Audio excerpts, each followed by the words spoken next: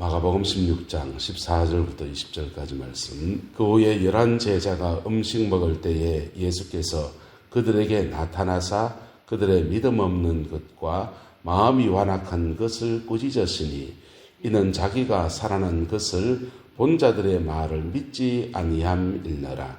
또 이르시되 너희는 온 천하에 다니며 만민에게 복음을 전파하라. 믿고 세례를 받는 사람은 구원을 얻을 것이요 믿지 않은 사람은 정죄를 받으리라. 믿는 자들에게는 이런 표적이 따르리니 곧 그들이 내 이름으로 귀신을 쫓아내며 새 방언을 말하며 뱀을 집어 올리며 무슨 독을 마실지라도 해를 받지 아니하며 병든 사람에게 손을 얹은즉 나으리라 하시더라.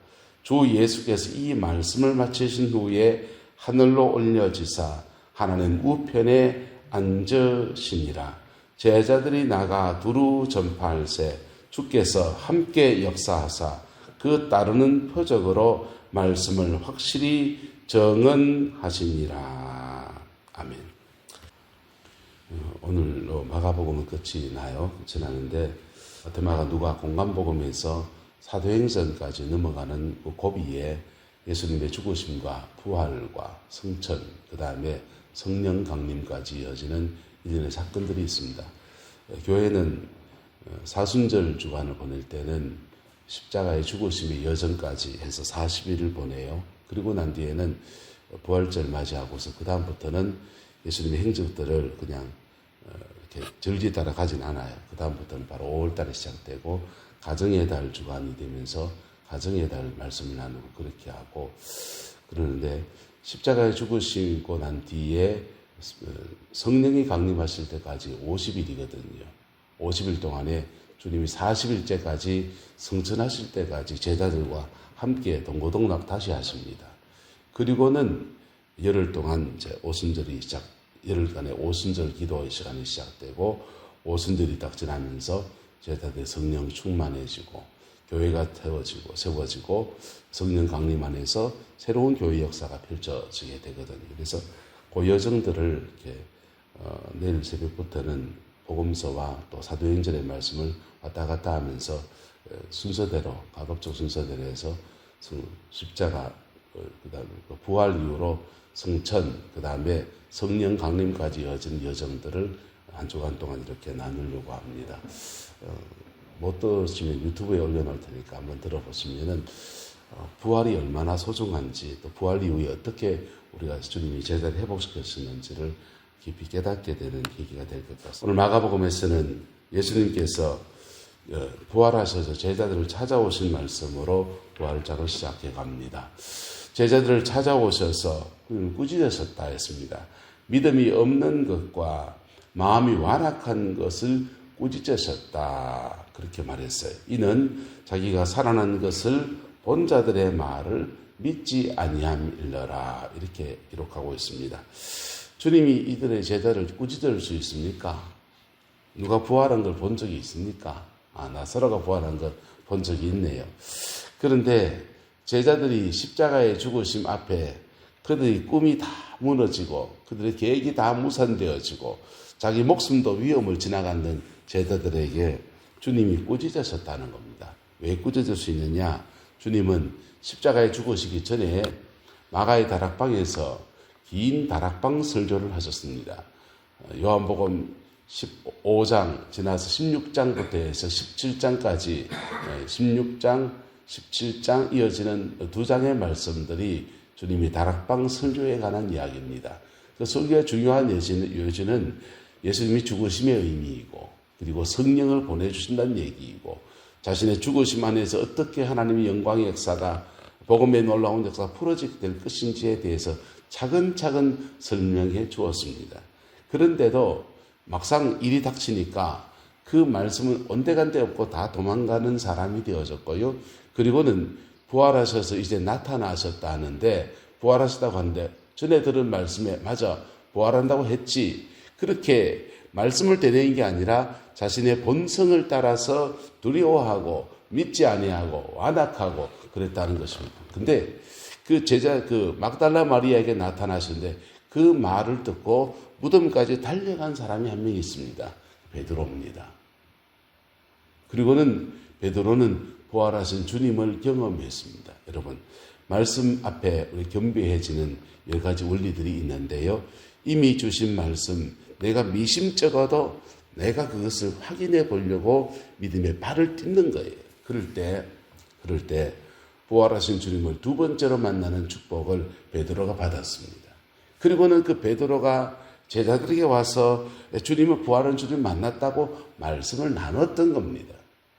그런데도 그들이 믿지 아니할 때 그들의 마음이 완악한 것, 살아난 것을 본 자들의 말을 믿지 아니한 것, 또 십자가에 죽으시기 전에 이미 얘기하신 예언적으로 주셨던 말씀들을 되새기지 않은 것, 이런 것 때문에 주님이 그들을 책망하셨습니다.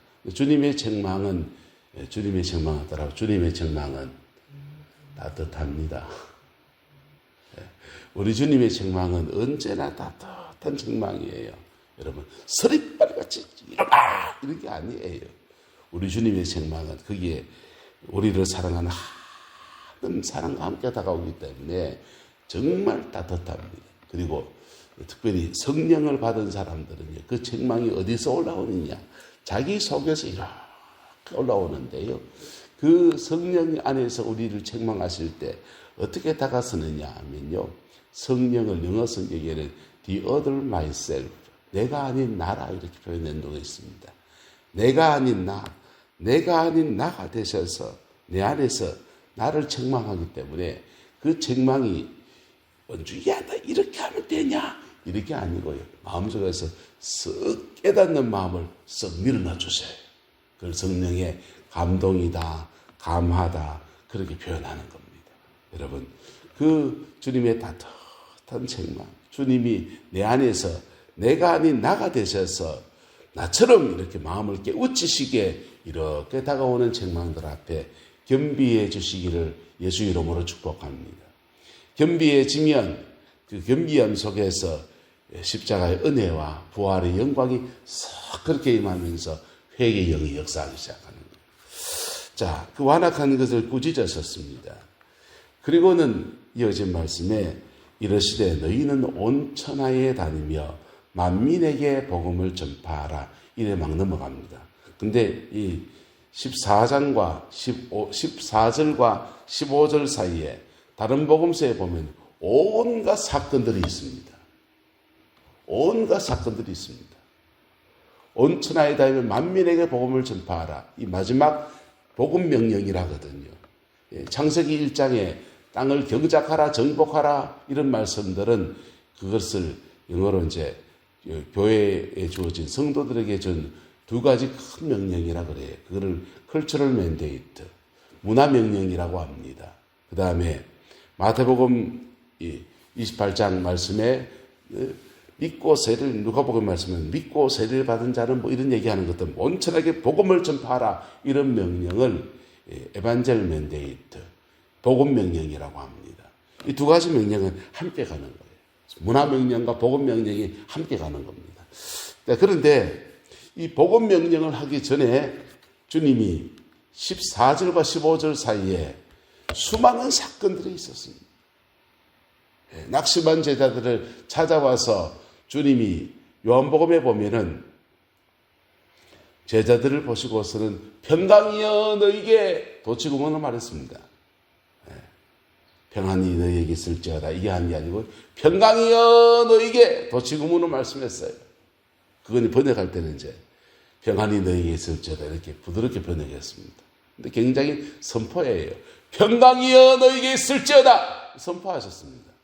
그리고는 숨을 내쉬며 가라사대 무엇을 받으라? 성령을 받으라, 이렇게 말씀하셨어요.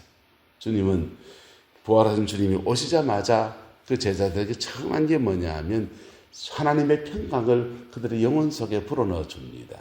하나님의 평강이 우리 영혼 속에 임할 때 일어나는 현상이 뭡니까? 성령이 임하시는 거예요. 그리고는 또 숨을 후 내쉬며 가라사대 성령을 받으라 라고 말씀하십니다. 하나님께서 태초에 아담과 하와를 지으실 때 흙으로 만드시고 그 코에다가 생기를 불어넣으시듯이 제자들에게 숨을 후 부시면서 말씀하시기를 성령을 받아라 라고 하면서 그들에게 성령을 부어주십니다. 그리고는 주님이 복음에 대한 얘기들을 쭉 풀어가십니다. 여러분, 부활하신 주님은 그렇게 성령을 부어줬어요.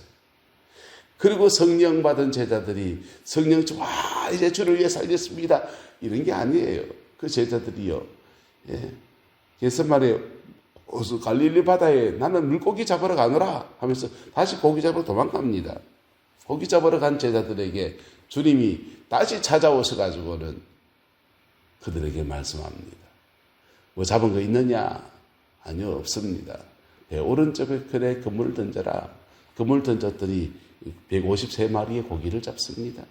그 고기를 잡은 제자들 중에서 그 고기 잡고 난 뒤에 깜짝 놀라서 한 사람이 주님 알아봅니다. 예수님이시다! 그러니까 베드로가 물속에 그냥 옷을 입은 채로 그냥 달려 들어가가지고 이제 물속에 헤엄쳐서 오고 나머지 제자들은 배를 타고 옵니다. 배를 타고 그래 오는데 주님은 숯불을 피워놓고서는 거기 고기를 불을 구워놓고서는 제자들과 대화하기 시작합니다. 음식을 나누기 시작합니다. 그렇게 주님이 이렇게 만나주고 저렇게 만나주시 그리고 베드로의 심령을 특별히 회복시키는 은혜를 주어요. 엠마오로 간 도망가는 제자들에게 주님이 찾아갔습니다. 그리고는 그냥 낙심해서 6월절 행사는 끝났고 십자가에 죽으신과 부활을 주님이 그 따르던 제자 있는데 십자가에 죽으신과 부활 그 의미도 모르고 그냥 죽으심을 보고서는 절망 속에서 6월절 행사 끝나고 고향으로 돌아간 제자를 찾아가서 만나 주십니다. 그리고는 그들에게 성경을 풀어서 깨우쳐 주셔요. 깨우쳐 주시고는 한 마을에 이르러서 거기서 유숙할 때 떡을 떼어서 제자의 입에 이렇게 넣어줬습니다. 성만찬을 행하신 겁니다. 그냥 유대인들은 식사 자리가 성만찬이에요. 따로 의식을 행한 게 아니에요. 그냥 식사 자리에서 그냥 먹는 즉석에서 성찬을 행하신 것입니다. 그랬더니 그 성찬을 먹으면서 그들의 눈이 밝아져서 성령이 임하니까 그 떡과 함께 성령이 임하니까 그들의 눈이 밝아져서 예수님인 줄 알아보고 다시 그 길을 밤을 달려서 돌아와서 예루살렘에 와서 다른 제자들에게 나는 부활한 주님을 만났다 라고 증언합니다. 주님이 일련의 사건들 속에서 하시는 게 뭐냐? 부활하신 주님이 제자들 찾아오셔서 성령을 부어주신 것과 그리고 낙심한 제자들의 마음을 회복시켜 주신 것과 그리고 십자가의 죽으심과 부활의 그 복음의 의미들을 다시 깨우쳐 주신 것, 그것들을 주님이 주로 하셨습니다. 내일부터 나눌 거예요.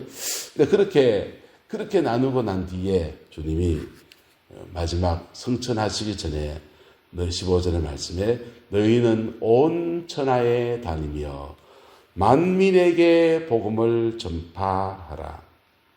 믿고 세례를 받는 사람은 무엇을 받을 것이고 구원을 받을 것이고 믿지 않는 사람은 정죄를 받으리라. 주님이 십자가에 죽으시기 전에는 인생을 심판하는 기준이 뭐냐? 하나님 나라에 가면 책들이 펴져 있는데 요한계시록에 보면 그 책들 중에서는 생명책과 그 다음에 사람의 행위를 심판하는 행위록이라는 것이 있습니다. 근데 예수님이 십자가에 죽으시기 전에는 사람을 심판하는 기준이 뭐냐? 행위입니다. 행위록이에요. 그 기준이 뭐냐? 율법. 구체적으로는요, 십계명, 우리에게 주어진 십계명.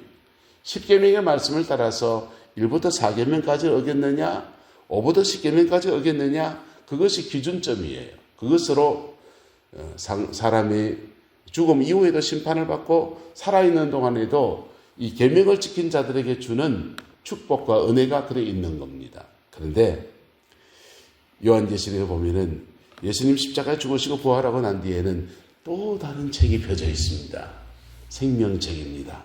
할렐루야.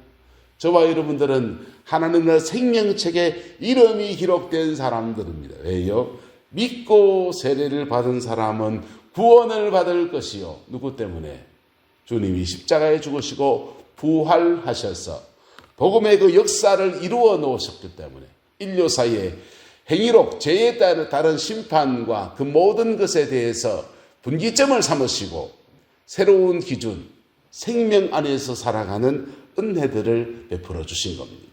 그래서 새로운 심판의 기준점이 세워졌는데 행위가 아니라 믿느냐 안 믿느냐, 십자가에 죽으신 것 믿느냐 안 믿느냐, 그게 하나님의 새로운 심판의 기준점이 되어졌습니다. 이게 복음이지요. 그리고는 그 믿는 자들에게는 주시는 표적이 있다는 겁니다. 믿는 자들에게는 이런 표적이 따르리니 곧 그들이 내 이름으로 귀신을 뭐하며 쫓아내며 새 방언을 말하며 뱀을 집어올리며 무슨 독을 마실지라도 해를 받지 아니하며 병든 사람에게 손을 얹은 즉 뭐하리라? 나으리라. 왜요? 왜 낫습니까? 병든 사람에게 믿음으로 손을 얹을 때 부활하신 예수 그리스도가 함께 역사해 주시니까. 할렐루야. 또 하나 이유는 병든 사람의 손을 얹을 때 우리에게 임하신 성령님께서 얹은 사람의 손을 통해서 흘러가시거든요. 그 영혼 속에 성령이 하시는 거예요. 또 하나는 예수님이 하시는 겁니다. 여러분, 이게 좀 흐름이 달라요. 치유사역을 전문적으로 하는 사람들은 예수 부활하신 주님이 하시는 것과 성령이 하시는 것을 나눠요. 부활하신 주님이 하시는 것은 하나님과 나와 인격적 관계 안에서 자녀의 권세, 믿는 자녀의 권세로 역사하는 것, 익수시야. 그 다음에 손을 얹어서 성령이 역사하는 것을 한따라합시다. 성령의 능력. 그 능력은 두나미스. 달라요. 용어를 다르게 썼습니다. 영접하는데 그 이름을 믿는 자들에게는 하나님의 자녀가 되는 권세를 주셨으니 익수시야. 그 다음에 믿는 자들에게는 성령의 능력이 함께하는데 병든 사람의 손을 얹은 적 나으리라 할 때 능력, 익수시아와 두나미스 구분하는. 어쨌든 뭐 그건 전문적인 얘기고, 주님은 믿는 자들에게 주시는 표적들을 여러 가지를 말씀을 하셨는데 그 중에 어떤 사람은 이런 표적이, 어떤 사람은 저런 표적이 나타납니다. 안 나타날 수도 있습니다. 안 나타나도 괜찮아요. 안 나타나도 괜찮아요. 내 이름으로 무엇을 쫓아내며 귀신을 쫓아내며 방언을 말한다. 새 방언을 말하며. 제자들 중에 지금 아무도 방언 받은 사람이 없습니다. 그런데 주님이 먼저 너희들 중에서 방언을 하는 사람들이 일어나게 될 거다라고 말합니다. 그러니까 그들이 오순절날에 임했을 때 방언에 대해서 낯설어하지 않는 거예요. 왜? 주님이 방언한다 그랬으니까. 그리고 뱀을 뱀은 집어올린다는 말은 이 뱀은 사단을 말하는 거예요. 사단의 역사를 제압하고 이런 겁니다. 무슨 독을 마실지라도 해를 받지 보호하신다. 하나님은 너희를 어떤 위기 상황에서도 보호하신다. 이렇게 말하고 병든 사람에게 손을 얹은 적 나으리라 라고 말했습니다. 이 은사 왜 주십니까? 이 은사 왜 주십니까? 15절 말씀 때문에. 너희는 온 천하에 다니며 만민에게 무엇을 전파하라? 복음을 전파하라. 복음을 전하라고. 복음을 전하라고 이런 은사 주시고, 이 은사 왜 주십니까? 여러분, 어떤 사람에게는 복음을 전하라고 표적같이 역사하십니다. 어떤 사람에게는 예수 믿는 믿음 안에 살아가니까 이런 삶을 축복으로 안겨주십니다. 마귀에 눌려 사는 것이 뭐가 행복하겠습니까? 예? 사단의 권세 안에 사는 것이 무슨 인생의 소망이 있겠습니까? 그것을 딛고 이겨서 그리스도 안에 자유한 인생을 살아가는 복을 주시려고 기적처럼 역사하시고, 한 따라 합시다. 기적과 표적, 하나님이 행하시는 많은 이적 가운데서 굳이 구분한다면 예수 그리스도 안에서 누리라고 주는 것을 저는 좀 규적이라고 말하고 싶어요.